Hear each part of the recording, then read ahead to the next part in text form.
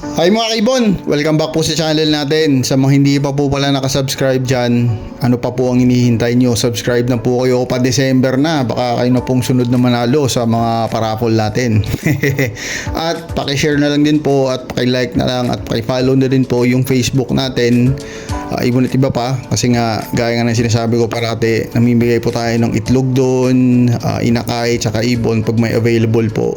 Mamimigay po tayo doon agad-agad. At sa mga Shopee supporter natin, grabe, nagpapasalamat po talaga kami sa inyo kasi grabing suporta nyo.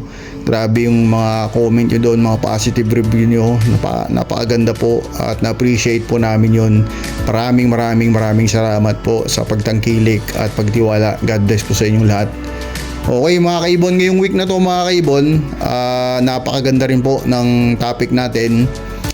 Simpleng tanong lang po ng isang kaibon natin at bibigyan po natin to ng kulay mga kaibon. I-discuss po natin, mabilisan lang to, yung topic ng isang or yung gustong ipa-discuss ng isang kaibon natin.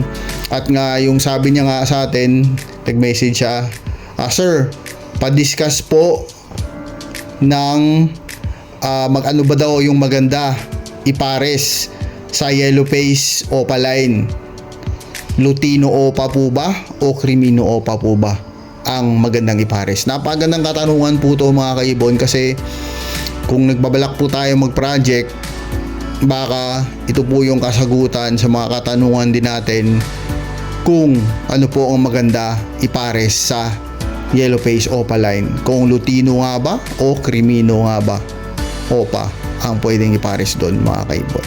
Okay? Pero syempre bago natin i-discuss yung napakagandang topic natin, syempre mag-shoutout muna tayo sa mga supporter natin na solid na every week nagpapa-shoutout na walang sawang sumusuporta sa channel natin kasi dahil po sa kanila nagpapatuloy po tayong mag-upload ng video every Thursday. Kaya maraming salamat po sa suporta nyo mga kaibon. Okay, syempre ngayon mga kaibon, i-shoutout na natin yung mga solid supporter natin. Kasi gaya nga na sinasabi ko, sila yung dahilan kung bakit nag-upload pa rin tayo ng video every week. Kaya nagpapasalamat po tayo sa mga supporter natin at siyempre sa inyo mga kaibon, nagpapasalamat tayo.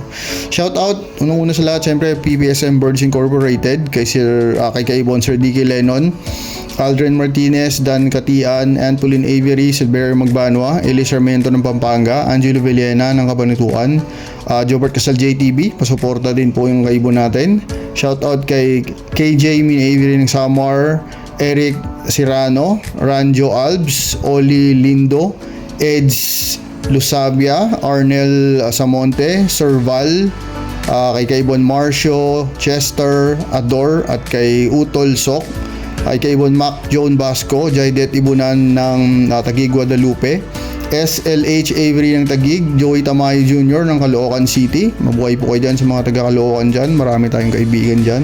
Elmer Sinidosa ng Binawan ng Rizal, kay kaibon Glenn Luzong, Frank Aguilar ng Binawan ng Rizal, Team Utog ng Samar Leyte, Rex Vlog, kay DSY Mini Avery, at kay kaibon David or David Mini Avery Makati City. Maraming salamat po sa suporta nyo mga kaibon.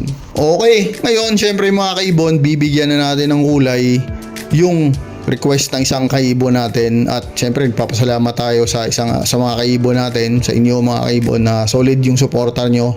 Kaya nagpapatuloy po tayo. Ang request ng isang kaibon natin o yung katanungan niya, pa-discuss daw po kung ano daw yung magandang ipares sa yellow face opaline, Lutino opaline po ba o Crimino opaline.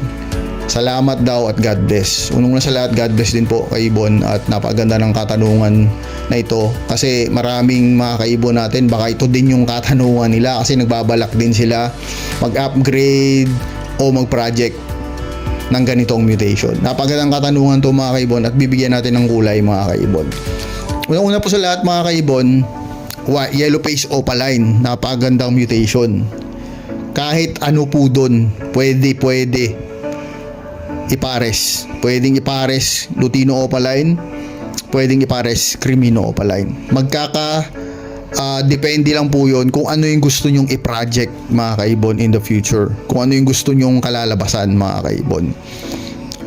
Pag pinares natin ang yellow face opaline at Lutino opaline, ang iaanak po nun lahat green series mga kaibon. Ibig sabihin mag-aanak po yun ng green opa, split yellow face na, split ino na. Napakaganda, di ba? Napakaganda ng mga iaanak niya. Lahat opaline na kasi opaline yung parents niya mga kaibon. Napakaganda, di ba? Punta naman tayo sa Crimino opa. Pag pinares yung yellow face po na opaline sa Crimino opa, ang iaanak pa rin po nun is lahat syempre opa. At karamihan po doon or lahat po yun green ang kulay. Green yung phenotype pero ang genotype mag-iiba na mga kaibon. Ibig sabihin yung genes niya may maghahalo na. Ang ialabas po nun is green opa, split yellow face, split sa ino, may dagdag na po yun, possible split blue, par blue. Kasi nga yung parents, di ba, may dugo ng par blue mga kaibon. Kasi nga yung mapahen o mapakakman is Crimino opaline na mga kaibon. Bakit hindi natin tinawag agad na split sa par blue mga kaibon? Bakit in-ID lang natin na possible split blue par blue mga kaibon? Kasi po mga kaibon, kahit yung parents ng ibon nyo isa doon par blue, yung tamang ID pa rin nun mga kaibon, o hindi nyo pa rin siya pwedeng tawaging split sa par blue agad-agad mga kaibon. Kailangan pa rin po siyang i-test breed mga kaibon kung kumarga nga yung par blue. Pero sa green series usually naman mga kaibon kumakarga. Sa experience natin, karamihan naman pag yung green galing sa par blue, kumakarga naman po talaga yung par blue doon sa green. Karamihan po yon mga kaibon, kadalasan po yon.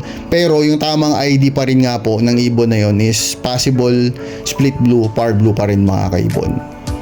Kasi mahirap na mga kaibon paano kung hindi kumarga yung par blue. Kaya dinideclare natin o sinasabi pa rin natin possible split blue, par blue. Okay mga kaibon, kasi mga nakikita tayo online pag galing sa par blue na parisan, pag green yung nilabas, split par blue agad. Medyo hindi po tayo nagkakatugma doon mga kaibon. Depende po sa inyo mga kaibon kung ano gusto nyo i-ID sa ibon nyo, pero sa akin yun po yung tamang ID po doon mga kaibon. Dadaan muna siya sa test breed bago natin ma-declare na split sa par blue yung ibon natin. Okay mga kaibon, okay, balik tayo mga kaibon sa parisang Lutino opaline tsaka yellow face opaline mga kaibon.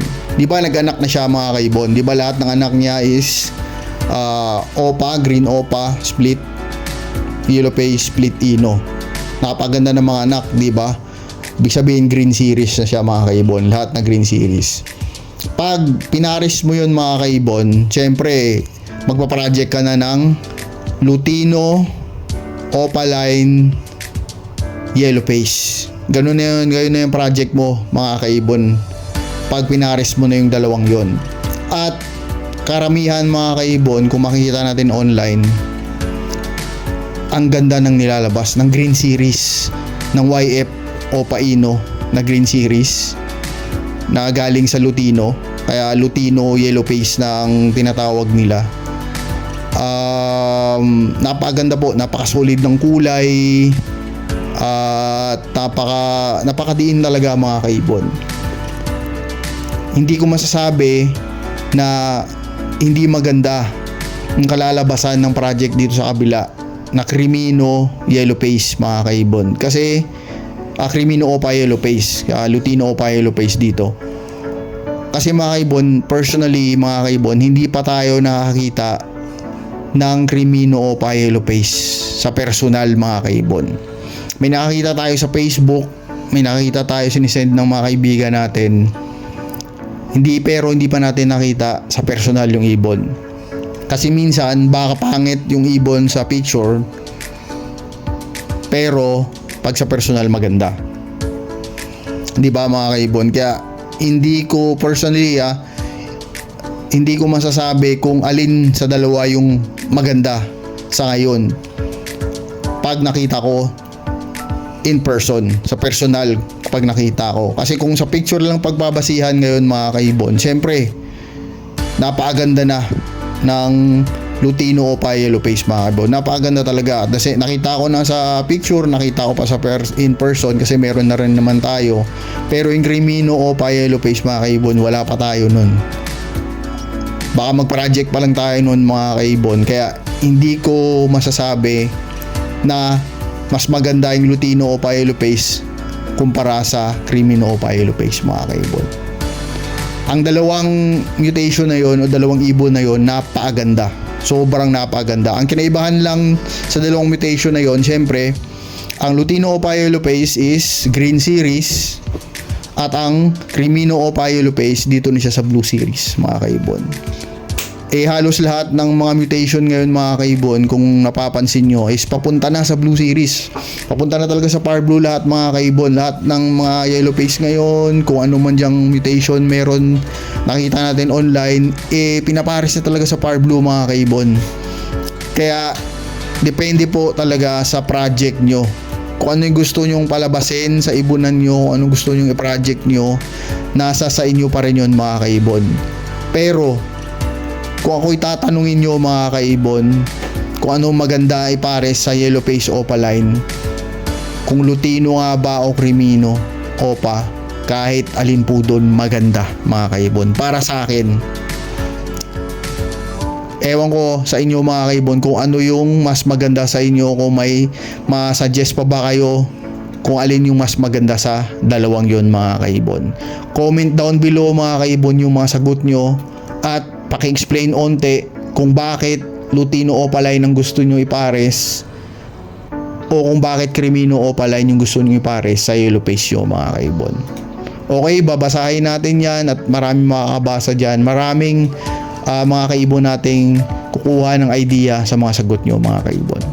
Okay, sana po nag-enjoy kayo sa munting topic natin ngayon mga kaibon. God bless po sa lahat ng mga mag-iibon dyan. God bless po sa lahat ng minamahal niyo sa buhay. See you next time po mga kaibon. Kung hindi ba pa, maraming salamat. Bye po.